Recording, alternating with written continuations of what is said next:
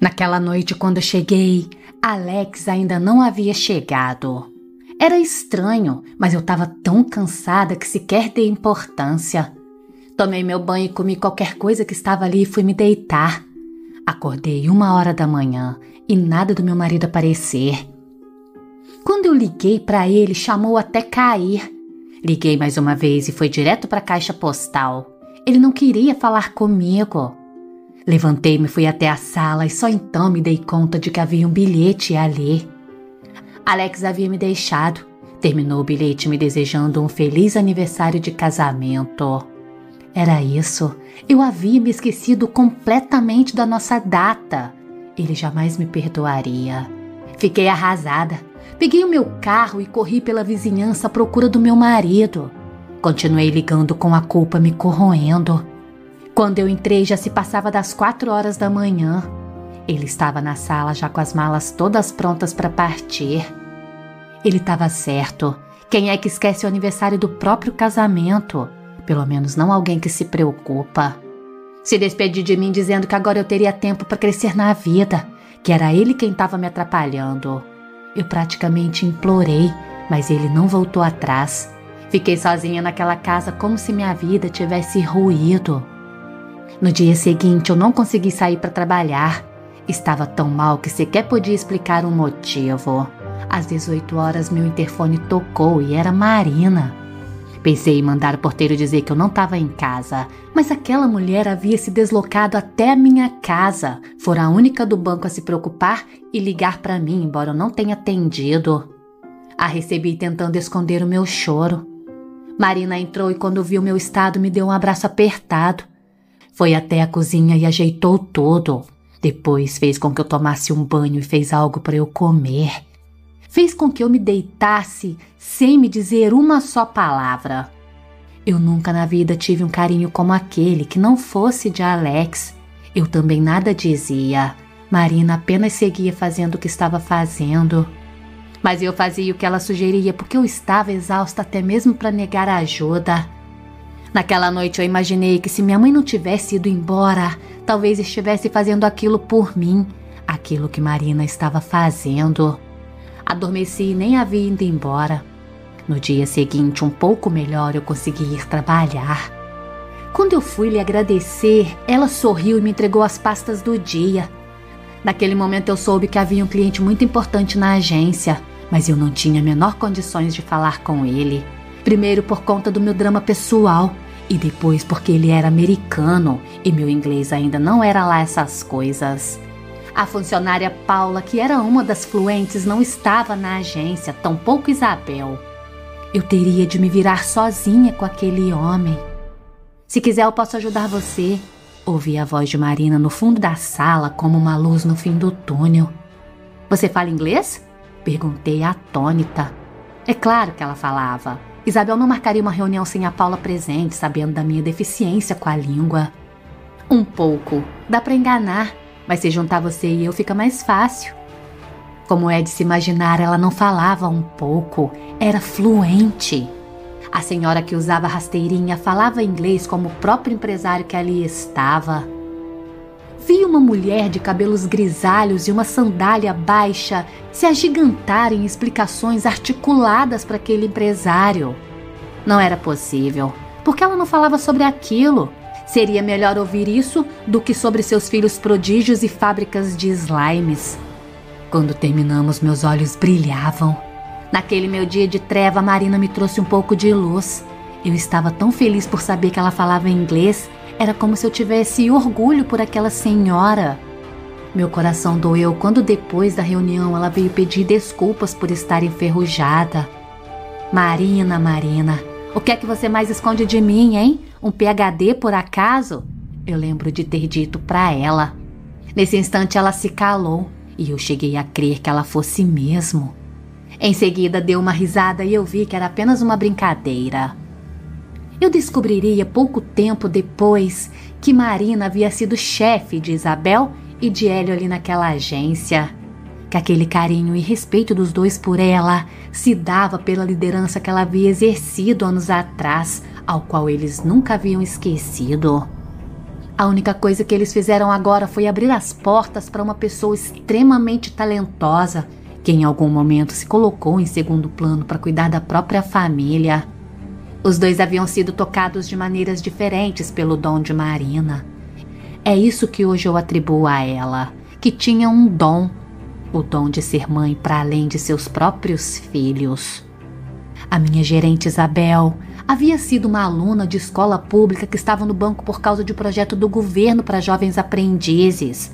Portanto, sabia que quando terminasse o ensino médio, voltaria certamente para algum balcão de comércio. Já Hélio era um vendedor terceirizado do banco, mas que batia qualquer meta estabelecida de consórcios. No entanto, não tinha vínculo algum com a agência. Foi Marina quem viu neles algo que ninguém mais via. O que eles fizeram agora foi devolver àquela mulher a mesma oportunidade que ela deu a eles tanto tempo atrás. A diferença é que eles eram apenas uma aposta. Marina não. Marina era uma certeza. Minha admiração foi aumentando por ela dia após dia, não por conta de seu currículo que eu passei a conhecer dia após dia. A pessoa não passa a ser boa no trabalho do dia para a noite. Todos esses atributos dela eram de uma geração passada. Profissionalmente falando, nos dias atuais, ela ainda era uma pessoa limitada. Mas como pessoa se mostrava cada dia mais extraordinária. Com maestria, ela era capaz de gerir os conflitos na equipe. Depois atribuía isso ao fato de ter 2 filhos adolescentes em casa. Nunca acreditou isso a ter sido uma excelente gestora na multinacional. Mesmo assim, ela ainda era capaz de se oferecer para trazer o nosso café todos os dias, com aquele sorriso lindo aberto. Só que agora nenhum de nós tínhamos coragem de lhe pedir. Uma coisa era fato. Todos os dias uma faceta em Marina era descoberta. Um atributo que pela humildade dela não nos era sequer mencionado. Numa tarde, quando fazia 1 mês que Alex havia partido, Marina virou-se para mim e falou que eu estava grávida. Eu ri daquilo, é óbvio. Ela riu de volta, só que de felicidade. Afirmou mais uma vez para mim: "Você tá grávida? Eu tenho certeza disso." Parei para pensar e meu ciclo estava de fato atrasado. "Por que você tá falando isso, Marina?" Eu lhe perguntei. "Por causa dos seus seios, estão maiores e você perdeu peso também, não foi? Perdeu ou não perdeu?" Olhei para minha calça que estava larga, mas aquilo era algo natural. "Sim, eu perdi. Mas você sabe por quê, Marina?" Falei olhando para o lado para ver se ninguém ouvia. Eu não havia dito a ninguém sobre o meu término. "Sim, eu sei, mas seu peito deveria diminuir com seu peso e não aumentar. Pode ir lá fazer o teste. Você tá atrasada?" Pensei um pouco e lhe respondi: "Estou há alguns dias, 2 ou 3, mas eu não tenho um ciclo muito regular." Tentei explicar para ela. Ela se aproximou de mim e me segurou nos ombros. Falou então por cima dos óculos: "Você tá grávida, Amanda, vai por mim. Você tá grávida." Saiu da sala e me deixou atordoada. Fui imediatamente a uma farmácia ali perto e comprei um teste. Teste que fiz no banheiro do shopping. Meu mundo naquele instante caiu. Era positivo. Ela estava certa. Eu estava mesmo grávida. Agora, além de separada, eu ainda seria uma mãe solteira. Os dias que se passaram foram de extrema confusão. Como é que eu fui deixar que aquilo acontecesse afinal? Meu Deus do céu, eu vou ser mãe. Eu não posso, eu não quero. Alex não me quer mais. Não vai voltar para casa por conta de filho. Naquela fase eu queria era morrer. Minha mente era uma extrema confusão. Naquela tarde eu pensei seriamente em interromper a gravidez. Era a forma mais fácil de resolver tudo. Voltei para o banco disposta a pedir ajuda para a única pessoa que eu havia começado a confiar além de Alex. Procurei por Marina. Mas antes que eu pudesse falar com ela, ela me informou que aquele dia sairia mais cedo. É que a doninha do asilo, tão querida por ela, aquela de 99 anos de idade, havia partido. E Marina queria dar seu último adeus. Me lembrei na mesma hora do que ela havia dito a respeito das coisas boas. Se eu morresse naquela tarde, eu não teria nada de bom para levar. Tudo que havia feito, além de estudar e trabalhar, foi destruir um casamento. Agora eu estava ali prestes a impedir que uma vida tivesse a chance de tentar.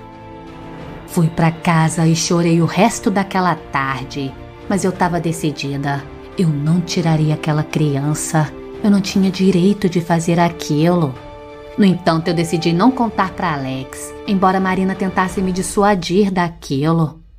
Ela me ajudava muito.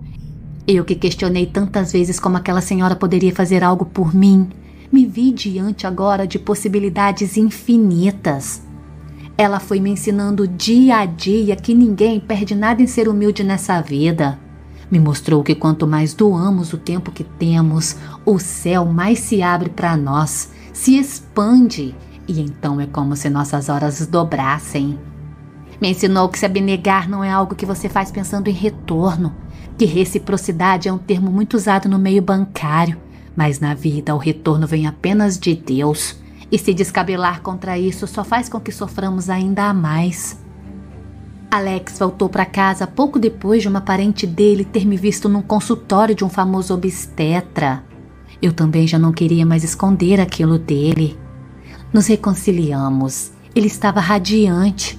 Só então eu comecei a ter prazer com a gravidez. Quando eu entrei no 6º mês, Marina nos convidou para o aniversário do filho dela. Quando eu vi, eu estranhei. Era um menino de pele negra. Marina era clara e a filha mais velha dela também. Ela nunca mencionou nada a respeito de adoção. Ela só falava coisas que achava de extrema importância. Quando me apresentou o menino naquele dia, me confidenciou algo que tocou no fundo da minha alma. O menino não era dela, era apenas do pai, fruto de uma traição que ela não só perdoou, como resolveu acolher o menino. Ele havia sido abandonado pela mãe, como eu, ainda bebê, e teria de viver com a avó. Eu não sei se eram os meus hormônios gritando, mas eu chorei copiosamente. Marina era uma dessas pessoas que andam pela terra com rosto humano. Ela acolheu o menino e ainda abriu mão da carreira por um filho que sequer era dela. Era adotado e ainda por cima resultado de uma traição. O cafajeste do marido dela ainda repetiu aquela atitude outras vezes, até que finalmente se apaixonou por uma outra e decidiu largar aquela família. Sinceramente, aquilo tudo era muito pra mim. Marina não merecia aquilo. Por que coisas ruins acontecem afinal com pessoas como ela? Fomos pra casa. Naquela mesma noite eu perdi o meu bebê. Tive um sangramento no meio da madrugada por conta de uma infecção silenciosa que eu carregava. Meu filho foi tirado com 10% de chance apenas de sobreviver. Eles tentaram de tudo, mas não teve jeito. Meu bebê partiu e com ele qualquer possibilidade de engravidar de novo. Eu precisei ficar no CTI para conter a infecção. Todos os dias, ininterruptamente, Marina passava por lá, lia para mim os e-mails, contava do banco. Eu ainda posso escutar a voz dela dizendo que tinha que ir embora, que precisava pegar as crianças. Meu coração doía. Eu não sabia o quanto eu queria ser mãe, até não poder mais ser uma. Alex seguiu firme comigo, esmagando o sonho dele enquanto tentava me consolar.